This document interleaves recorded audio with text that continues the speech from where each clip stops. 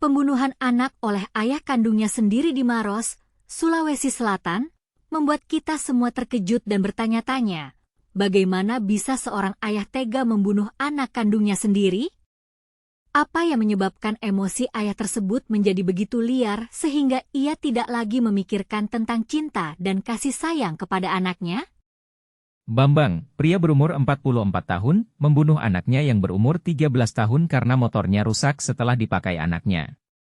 Anak ini meminjam motor bapaknya sebagai yang terlapor kemudian tanpa sengaja korban menjatuhkan motornya, kata Kanit PPA Polres Pangkep, Bribka Hidayat. Tapi, apakah kita bisa membayangkan bagaimana perasaan anak tersebut ketika ia meminjam motor ayahnya dan tidak sengaja menjatuhkannya? Apakah ia merasa bersalah dan takut akan kemarahan ayahnya?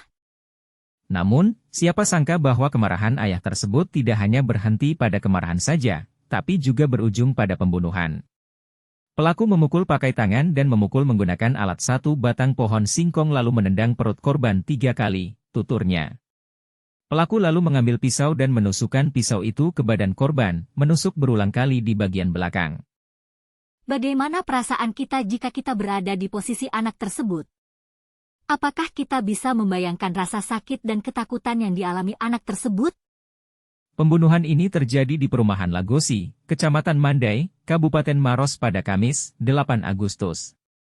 Korban tewas setelah dipukul hingga ditikam menggunakan pisau. Pelaku menusukkan sebuah pisau ke badan korban, menusuk berulang kali di bagian belakang, ujar Hidayat.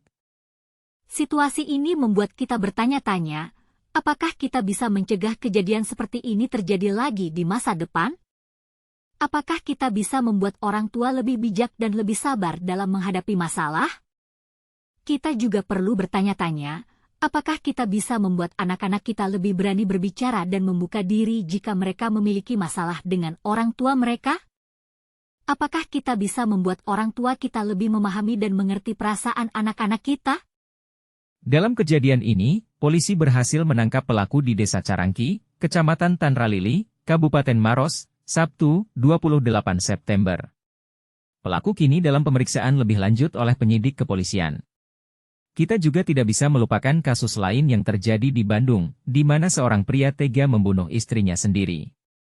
Daini Jarjas, pria berumur 30 tahun, membunuh istrinya, Siti Oktaviani, berumur 21 tahun. Kita perlu bertanya-tanya, apakah kita bisa mencegah kejadian seperti ini terjadi lagi di masa depan? Apakah kita bisa membuat orang lebih bijak dan lebih sabar dalam menghadapi masalah? Kita juga perlu memikirkan, apakah kita bisa membuat orang lebih memahami dan mengerti perasaan orang lain? Apakah kita bisa membuat orang lebih berani berbicara dan membuka diri jika mereka memiliki masalah?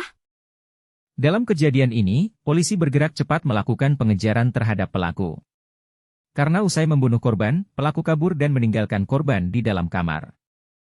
Kita perlu memikirkan, apakah kita bisa mencegah kejadian seperti ini terjadi lagi di masa depan?